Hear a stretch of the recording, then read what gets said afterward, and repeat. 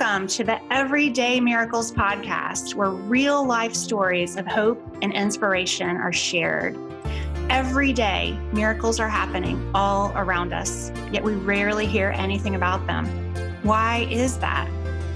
I'm Julie Hedenborg, and I've committed my time and energy to bring these stories to you, including some of my own personal experiences. My hope is that you'll be impacted the same way that I was. Join me in my journey to inspire change in a world that so desperately needs it.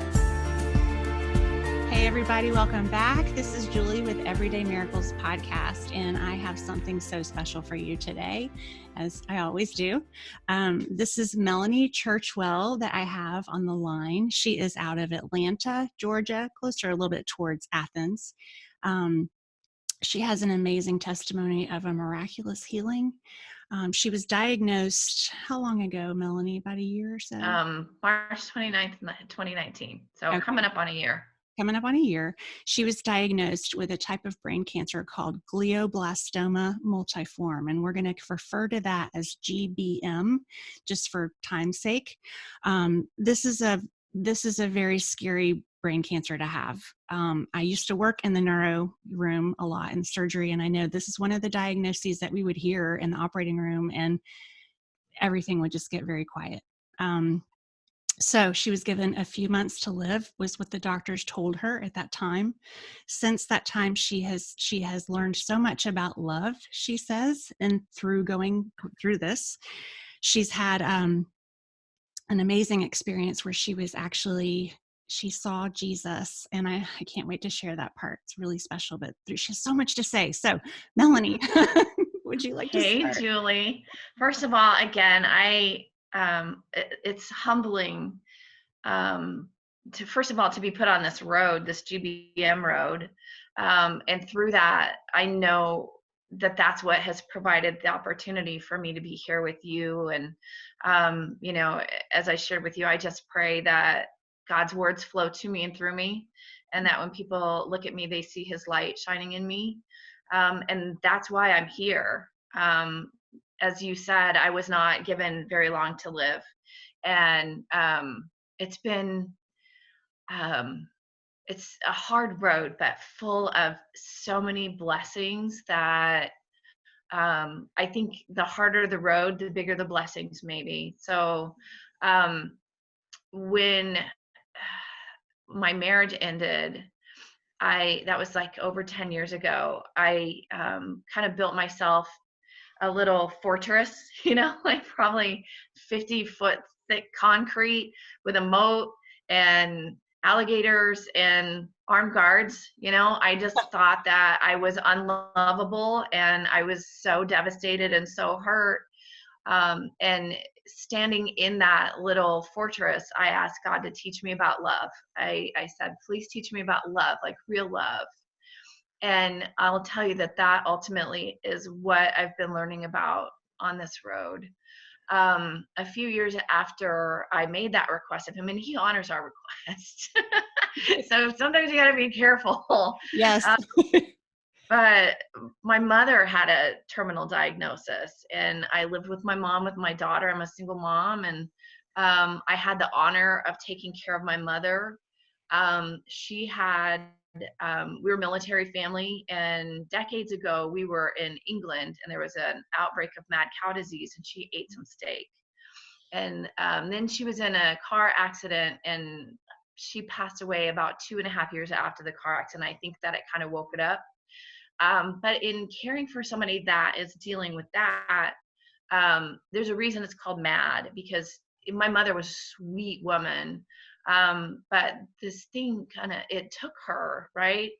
And I literally would physically grab down to my toes and come up over my head like Star Trek, like it was putting a force field up. And because I knew I was her safe place, and I knew that when she saw me, she would vent. And I just needed to be able to stand there. And I would pray, and I would like, please God, just hold my hand and let me stand here, or help me honor my mother. And one day it hit me, this is love in action. massive lesson, right? I was like, okay, that is love. And then after my mother passed away, I was at a counseling session, and so we were talking about something else, and like my daughter had always asked me, like, why does grandma love you and not me? And just because of my mom had a hard life and she just didn't say it. And I was talking about something completely different, and I just said, people do what they mean. And it was like a bucket of cold water poured on my head. I was like, oh my goodness, everything my mother did was love. You know what I mean? So there was another huge lesson. Like, some people can't say the words, Yeah. but that's okay. Everything she did was an act of love for me. And then when this showed up, you know, I'm trying not to cry. Most powerful force on the universe is love, right? And I feel like this showed up to try and separate my daughter from me. And, you know, I had prayed for years for my daughter, and she was a gift from God. And so I was really angry with him. I'm like, are you kidding? I went through begging and praying, you know, my grandmas go to heaven. I felt like my grandmas got to heaven and they just bugged him to, you know, I'm like, just give her one. And so he finally blessed me with my daughter. And I was like, are you kidding me? You know, you finally blessed me with her, and now this. And so it was really interesting that it was in the middle of the night. I was like livid, and I talked to God. Like, you know, that was another thing, is that when I, like my early 40s, I was like, God, I want a real relationship with you. I'm going to talk to you in my voice, with my words. Yeah. And, you know, he can handle us being mad. You know, that's another thing. Like, he already knows it anyway.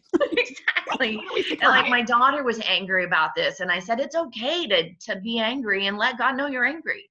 Yeah. So that night I was angry, and I posted a Facebook Live, and I titled it, He Leaves the 99. And in there I said something about, you know what, I don't want to be on this road, but if I have to be on this road for God to be able to reach you, I'll do this for you. And the things that have happened from that have been really amazing. Like, I had somebody send a t-shirt to me that they had made that said, lost sheep found. And I mean, just so many blessings that came from that. So it was just really amazing. But, you know, I mean, you hear about, don't get between a mama bear and her cub. Yeah. That's what GBM's trying to do. And I've got Jesus on my side. You know what I mean? And so the first surgeon that diagnosed me, I mean, he wouldn't even look me in the eye, which bothered me. And then he said, you're inoperable. He said, if I operate on you, you'll be a vegetable, and it'll cut your lifespan in half. So you'll basically spend 3 months as a vegetable. So he was thinking that I would only live 6 months. And in my head, immediately I was just like, you're fired. You're out of here. You're off the team. And I thought, you don't know who I am, and you don't know whose I am. Like, get out of here, you know? And so after I got out of the hospital, I came home, and in tracking down the people that ultimately helped me, there were, I mean, doors open in a way that only God could open. I mean, I just kept like going. I got to the point where I was looking for the God moments in every single appointment. I was looking for the God moments. Like, I found, so I'm like digging for help, right? I'm shouting out to the universe, I need help.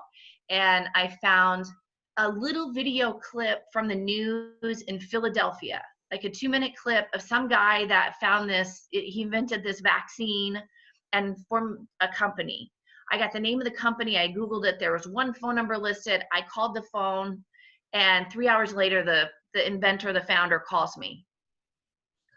Who does that, right? And so he said, I don't have a cohort starting. He said, where are you? I go, I'm close to Atlanta. And he said, well, I just left Atlanta, and I'm getting things set up so that Emory can, you know, I'm partnering with Emory to bring this to Emory. He said, as soon as we hang up, I'm going to call my contact there and tell him he needs to see you. So he called him. I was in to see that doctor within 2 days. How does that ever happen?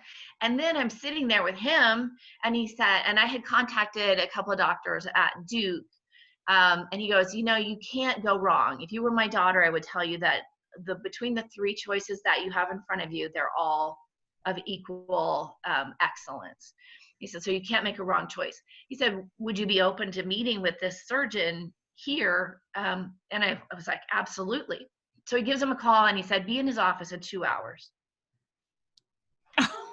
No, that happens all the time. how does that happen? Because God, man, God, do you know what I'm saying? Is like, he kept showing up everywhere, and I just kept going, oh, whatever it is you have for me to do through this, I will do it. And he just keeps showing up. And I had this, I'm surrounded by this amazing group of people, which we'll chat about that too. But because of these amazing people, I had my MRI disc in my hand. And that was a whole nother thing. The MRI disc was incorrect.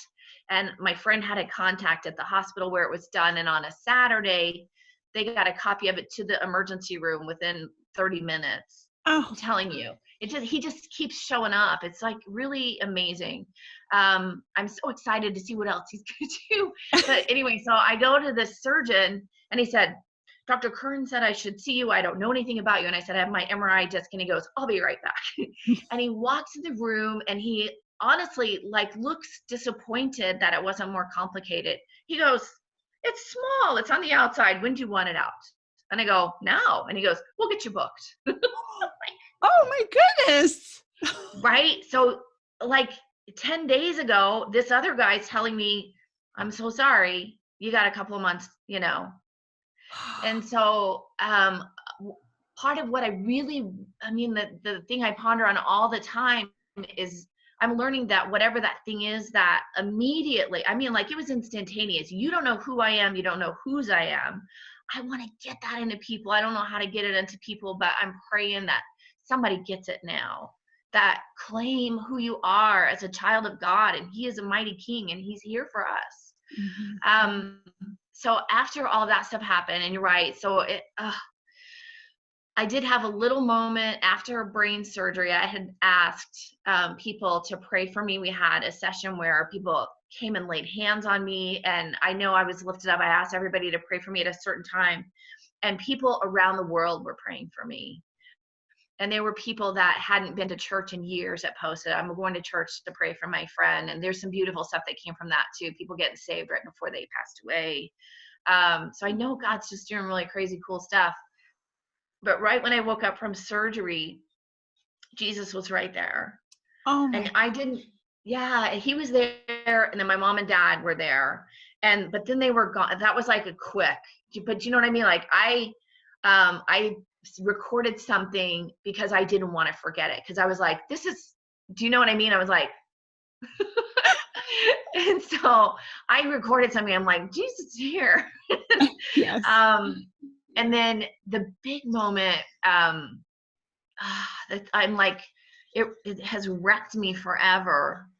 I was on the 28th round of radiation, which is, I got to get myself together to be strapped in this mask. And, I'm a little bit claustrophobic and having to get all these MRIs done and being, you're like attached to this table and it's so tight to your face, you can't open your eyes.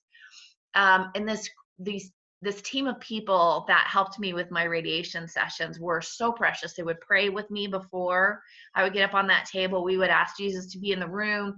Jesus, come use this for your, help for my healing, help restore my brain to the perfection. The first day I was knit together, we would pray, and these people were precious, and we would laugh, and they're in a special place in my heart. And I had to have 30 sessions. On the 28th session, you get to where the sounds, like when it's gonna, and so I knew when it was gonna be done, and I'm laying there, and Jesus was there, and he was holding my hand, and he reached up and he touched my face, and he kissed my forehead, and he said, "You are healed." And if that wasn't incredible enough, what happened next was the thing that has wrecked me forever. And I just felt this love that I love that song, He Leaves the 99. The way they describe it, I'm like, that's it. It's just like it was overflowing, all consuming.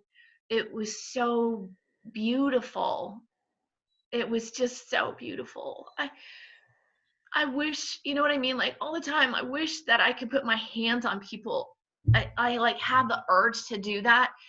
I want to think about it and put my hands on people because I want them to feel it, because it's a love that um we're he loves us right now. We're perfect right now. He loves us so much. Like I know how much I love my daughter. It's bigger than that. If Yeah. I can imagine anything bigger than that, it's like it's incredible. And so that was amazing to me, and that's with me all the time. And so of all things, when I got this diagnosis, my father was in the military and he had 2 forms of cancer from napalm and all that good stuff. He was the guy that flew up to the front line in the helicopter.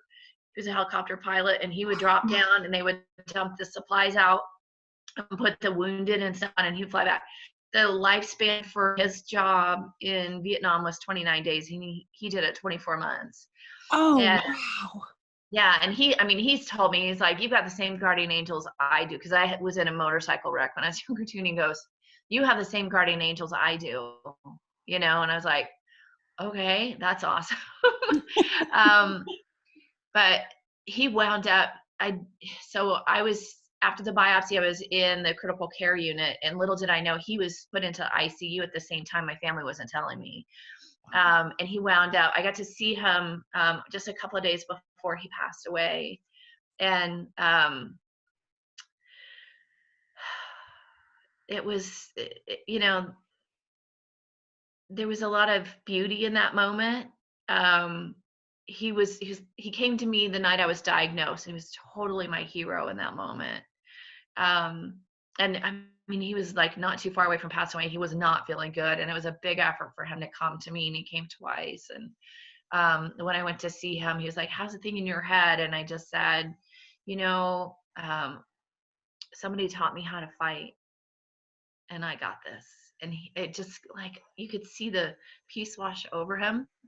But he wound up passing away, and I was praying and meditating, and like this fire hydrant of butterflies flew out of my chest one day. All these blue butterflies. I know it's like really weird. Just go with me. But they filled the room. Yeah. I was laying there, and I was just like, it was incredible. And I just started, for whatever reason, I don't know why, but I just started mentally bundling them up and sending them out and asking for forgiveness from anybody that I have ever hurt or have ever offended, or, any transgressions.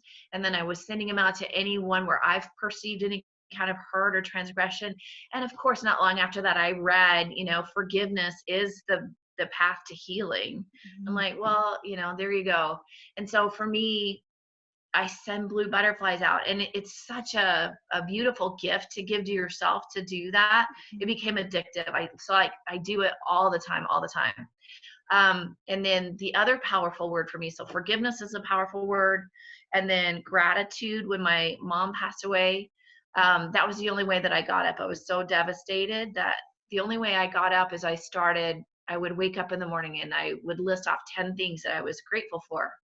And I would just lay there and go, thank you, God, that my eyes open, that I have air in my lungs, that I'm in a warm bed, I have food in my refrigerator, I have indoor plumbing, I have hot water comes out, I have 10 fingers and 10 toes. I just would list off 10 things. And it completely shifts your existence, Mm-hmm. And so these 3 powerful words for me: gratitude, forgiveness, and now love. And so learning all about love, I told you I'd put myself in this fortress. And after my mom died, I couldn't really, the town that we lived in, my mom had been there for a long time, and everywhere I went, I saw my mom, and it was like picking at a scab every day. I couldn't do it. It broke my heart every day. And so my daughter and I moved about an hour away. And when we got here, I just kind of locked myself away. I'm like, I have not done anything social. I just wanted to work, take care of my daughter, and work out, you know? So when this happened, I felt like I got drop kicked into this river of love. Like all these people showed up, and I didn't know, do you know what I mean? I was like, oh, holy cow, like this one friend, we would just talk when we were exchanging our kids at the door, and we had a lot in common. My mom was in real estate for 40 years, and she's in real estate, and I'm in mortgage forever. And so, we would just like chatterboxes, like our daughters would be looking at us like, okay, you guys stop. We go, we should have lunch. But we had never made it happen. And the first time that I was in the hospital, she just showed up in my room and she said, what do you need? I go, I need this thing out of my head. She goes, okay. To find out her dad is like this high level, world-renowned researcher. And so he's helped do all this stuff, and she's helped me in more ways than I can ever count. But I didn't know all these people that were around me that have just shown up and poured love into our lives. And, when you're sitting there thinking, and the more that I talk about this, one of the reasons I really want to bring this up is I thought I was unlovable and I was locking myself away. And I know I'm not the only one. And I just want to encourage anybody that is saying that kind of stuff to themselves to stop and to know that you are loved more than you can imagine, and that you're surrounded by more people that find you really amazing than you can ever imagine. And to open yourself up to it. I feel like I've had my heart cracked open, and I wouldn't be experiencing all of this love without being put on this hard road. And, you had asked how I'm doing. I had my liver enzymes go up after the last round of chemo in October. And they had gone up a good bit. And my last blood work last Monday, they're completely recovered. So I'm completely healed. No new spots in my brain. The only thing right now is there's some swelling, but I had they put me on a clinical trial for the radiation. So I had a higher dose of radiation.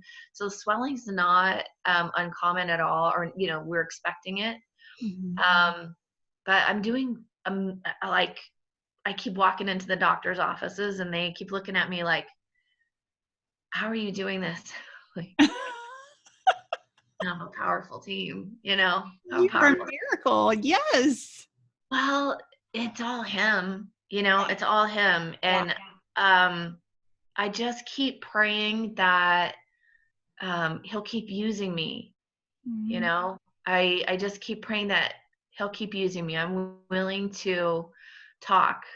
And I pray that people hear him through me, and that they see him, and that it encourages them to step into their greatness, know that you're lovable. And everybody has those seeds of greatness in them. And there are a lot of people kind of look at them sideways and like, really, me?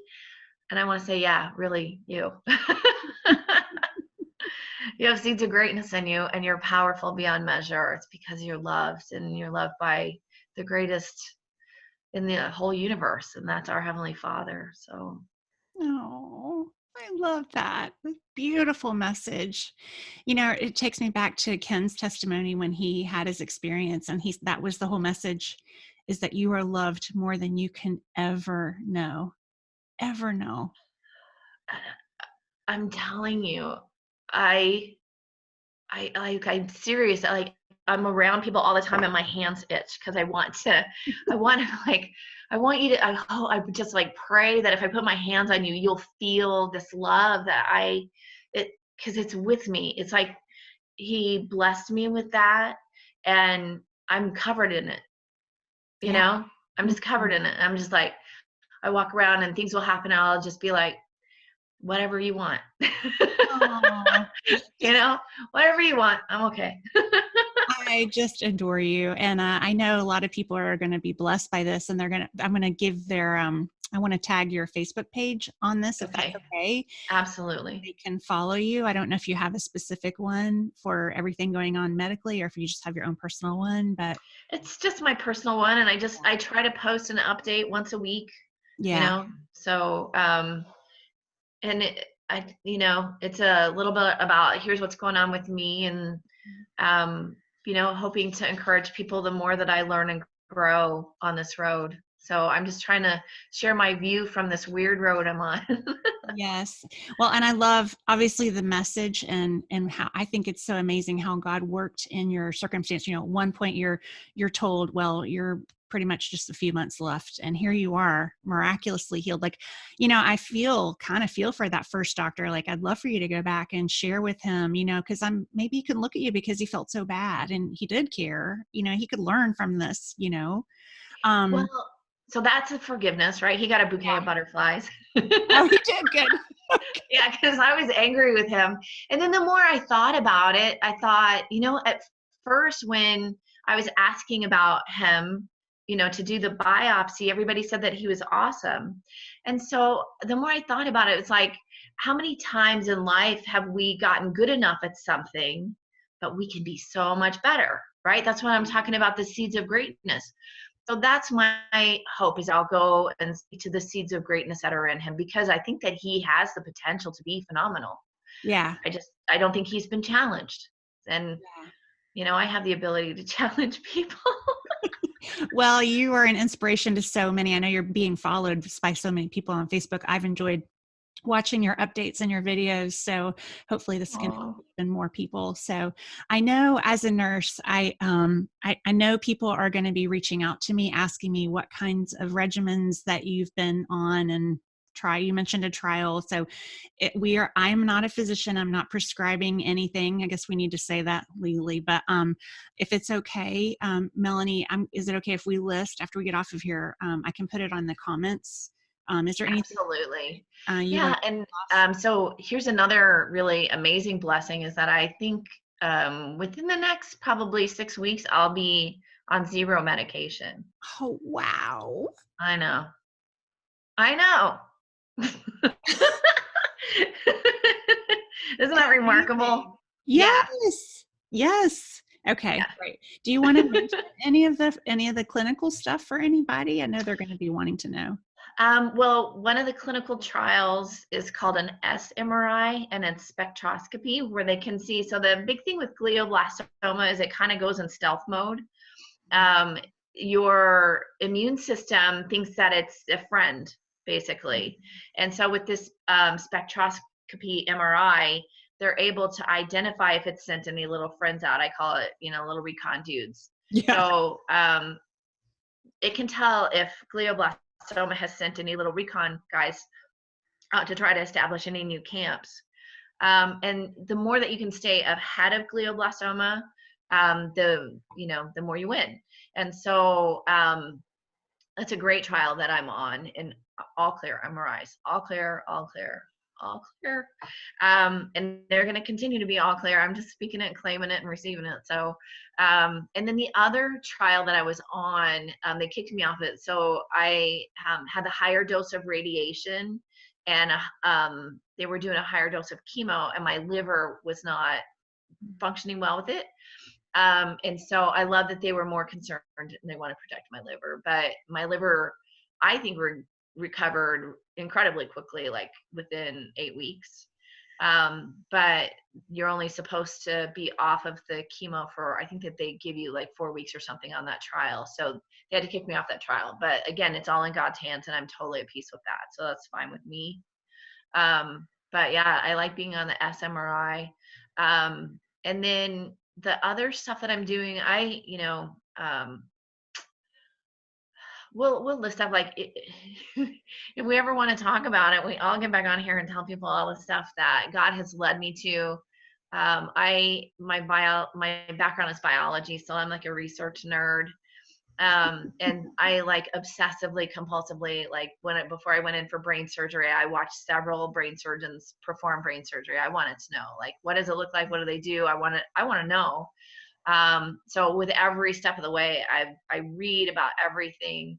And in doing that, so like I'll have YouTube on and then like it'll roll to the next thing. And I was buzzing around and doing some stuff, and I hear this woman say, yeah, I had a grapefruit sized tumor and they gave me 6 months to live, and that was 7 years ago. I'm like, all right, she got my attention. So that has led to a whole bunch of other really super cool stuff. So if people want to know any of the other things, and there are things that I firmly believe every human being should do, because they can help you. If you have any burning embers that could potentially erupt into a cancer, it can help you identify them now and put them out. And so just really powerful stuff. And so if I can help anybody that's open to doing stuff like that, I'm your girl. Okay. I can put a link. We'll find some way to contact, because I know people are going to be interested in this. So yeah. Powerful. Thank you Aww. so much. Is there anything else you want to add? No, last thing. And I said this on my last Facebook video, and it just came to me on that video. And I was like, I got drop kicked into this river of love, and it's just been amazing. And as I've learned more about love, I realized that what I'm seeking to become is the river. Oh, yeah. And that you are, Melanie. Oh, thank you so much. Okay, so we are going to do some work and get a bunch of information for everybody. So hopefully that will answer some of your questions. But again, thanks for coming on. I have been immensely blessed today, and thanks to Candace for connecting us. My beautiful cousin. Isn't she amazing? Yes, I know. I have a friend. It's funny because Melanie is in Atlanta, so I have not met her in person, but I talk about all the time how God keeps doing these little, just having me meet people in the craziest ways. And Melanie has really felt on her heart, like she has a message, like she's at a point where she has a testimony and God's laying it on her heart. She needs to share. She had 2 different people share with her, like, you need to be on a podcast. And one of them happened to be someone that knew me.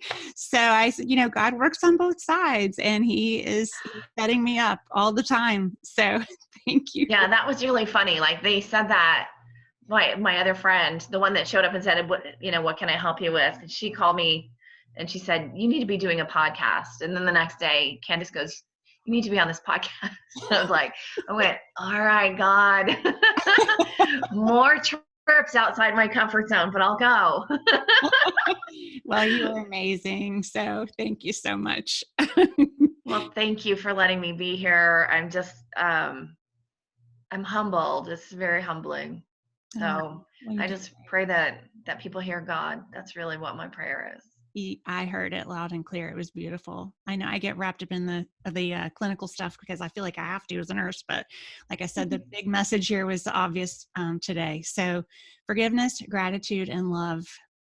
It's amazing what we can find and what we can experience in the middle of something that's terrifying. What God can show us and what he can do in our life. So it's been beautiful to see that in yours. So people, no fear. That was one thing that's like really powerful for me, is that it was kind of like a gut check. Like, do I really believe? I mean, God, it says in the Bible 365 times, no fear. And it doesn't mean that I haven't had moments of it. Mm-hmm. But I'm not afraid. Yeah. Amazing. I'm not afraid. He's doing cool stuff. Yeah. I can't wait to see what happens. Awesome. Me too. God, thank you for Melanie Churchwell. She is amazing. And we're just excited to see what you're going to continue to do. And if you're listening and you have a miracle testimony that you would like to share with me, please reach out to me at everydaymiraclespodcast@gmail.com. Or if you'd want to get on to the podcast as a guest, it's everydaymiraclespodcast.com. Thank you so much for listening.